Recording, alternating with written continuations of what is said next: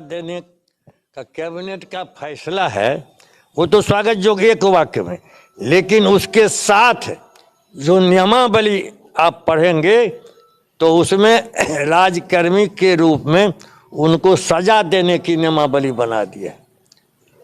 ये सबसे आपत्तिजनक है। तो हमारे साथ आपकी बातचीत थी, जो विमर्श किया था कि राजकर्मी का दर्जा देंगे और अधिसूचना प्रसारित होने की तिथि से ही लागू करें, तो आप उस वादा से मुकर गए जो लिखित हमारे सामने है। आप दक्षता परीक्षा जैसे लेते थे और वेतन वृद्धि देते थे। जो शिक्षक परीक्षा देते जाते आप उनको उत्तीर्ण घोषित करते, लेकिन नियम तो आपको लागू कर देना था, लेकिन आपने कहा कि नहीं, आप इम्तिहान पास कीजिए, आप 3 जिला का चॉइस दीजिए और आपको हम रेलवाइजेशन जहां मन होगा तहां आपको हम भेज देंगे। हमारा स्कूल जो बेहतर चला रहा है, प्रधानाध्यापक सभी शिक्षक, उसको क्यों आप अन्यत्र भेज के परेशान कीजिएगा। जो 10 साल 20 साल से शिक्षक पढ़ा रहे हैं, उन्होंने अपना घर बना लिया, बाल बच्चे उसके यहाँ रहते हैं, यहाँ पढ़ते हैं, बूढ़ी माँ है, बूढ़े पिताजी है, पत्नी है, फिर उसको नया एस्टेब्लिशमेंट बनाना पड़ेगा। बेगूसराय से शाम हो उसका तबादला कर दीजिएगा। देहात में कहीं किसी किराए मिलता है? अभी जो नए शिक्षकों की बहाली देहात में हुई है, बाप बाप कर रहे हैं।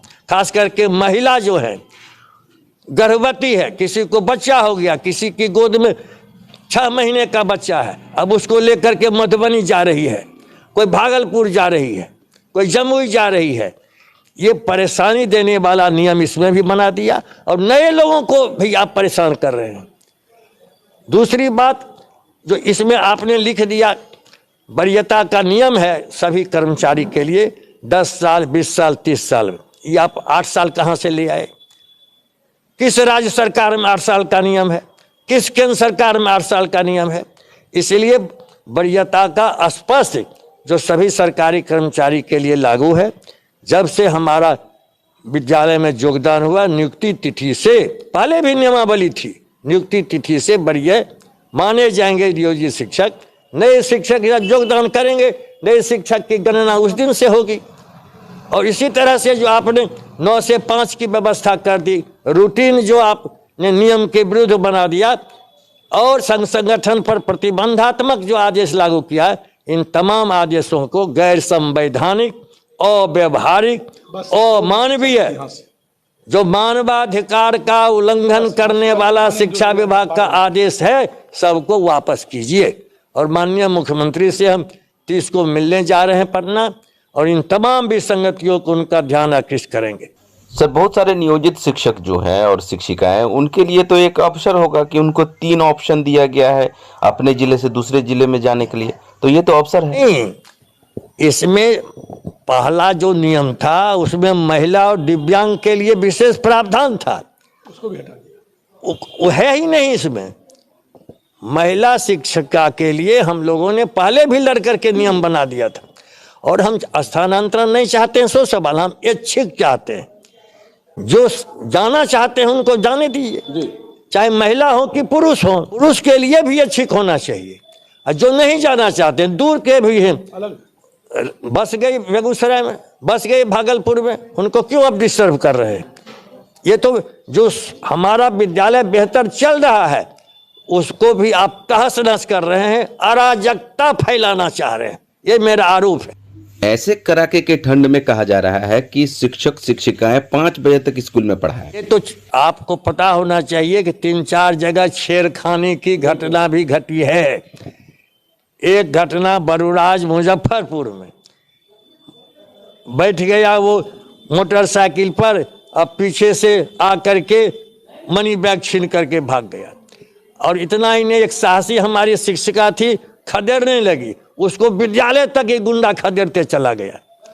उसी तरह से जहानाबाद में 9 बजे तक ये डीओ ऑफिस में बैठाए रखा शिक्षक शिक्षिकाओं को, और जब जाने लगा तो पीछे से गुंडा ने हमला कर दिया। तो अगल बगल के लोग दौड़ करके उसकी इज्जत की रक्षा की। रोज रोज घटनाएं घट रही हैं, इसलिए इसका हम सख्त विरोध करते हैं। हाँ, कि 5 बजे तक का जो आपने समय दिया है इसको तुरंत वापस कीजिए। नियमावली में बहुत सारी कमियां हैं सर, इस पर आप चर्चा करना चाहेंगे? ना तान के चर्चा करें, इनको झूठ कहने के। नियमावली पर अगर बात नहीं बनती है तो क्या आंदोलन तेज होगा या वही 1-2 महीने वाला आंदोलन तो करिए रहे, नहीं मानने का सवाल नहीं है। 24 और 25 उनके माथे में नाच रहा है कि नहीं नाच रहा है? हम लोग राजनीतिक जीव भी है ना। हमारे बीच है बिहार माध्यमिक शिक्षक संघ के उपाध्यक्ष डॉक्टर सुरेश प्रसाद राय जी। आइए जानते हैं नई शिक्षक नियमावली पर इनका क्या विचार है। बिहार माध्यमिक शिक्षक संघ की ओर से तो हमारे माननीय महासचिव श्री सत्येंद्र प्रसाद सिंह पूर्व सांसद ने पक्ष रख ही दिया है, और उनका जो पक्ष है वो पूरे बिहार माध्यमिक शिक्षक संघ का पक्ष है। केवल उसको हम सप्लीमेंट कर सकते हैं कि सारी चीज़ों की चर्चा उन्होंने की है। मैं विशेष रूप से यह कहना चाहूँगा संक्षेप में कि कल बिहार सरकार के कैबिनेट का जो यह निर्णय है, बिहार के नियोजित शिक्षकों को विशिष्ट अध्यापक बनाने की स्वीकृति, सच्चे अर्थों में केवल स्थानीय निकाय से नियोजित शिक्षकों को बाहर निकालने का एकमात्र विकल्प दिया है। तमाम स्टेक होल्डर्स से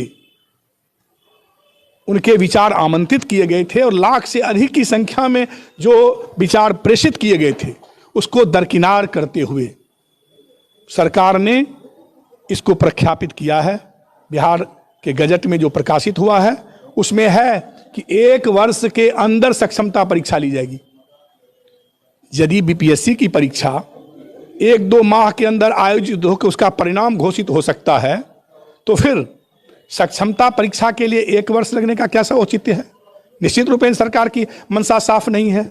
दूसरी चीज, माननीय सर्वोच्च न्यायालय का निर्देश है कि कोई प्रकाशित प्रारूप में जिसने प्रकाशित किया है, जिस विभाग ने, जिस सरकार ने, अपने स्तर से उसमें छेड़छाड़ नहीं करेगा। हितधारक का अगर कोई सुझाव आया है तो तदनुसार संशोधन करेगा। सरकार ने उल्टे इसमें विशिष्ट शिक्षक राजकर्मी दर्जा देने का लोक लुभावना निर्णय लेते हुए दंडात्मक कार्रवाई का प्रावधान कर दिया गया है कि 3 विकल्प लिए जाएंगे तब उनका पदस्थापन होगा। अब बहुत से ऐसे हमारे शिक्षक हैं जो बीपीएससी परीक्षा उत्तीर्ण हो गए, लेकिन सरकार के आश्वासन के आलोक में ही नहीं गए जिन विद्यालयों में उनका पदस्थापन हुआ था, क्योंकि आगे हमारा समायोजन सरकार राजकर्मी के रूप में सरकार करने जा रही है। इसीलिए समग्रतः यह त्रुटियों से भरा हुआ अधिसूचना है। शिक्षक कर्मचारी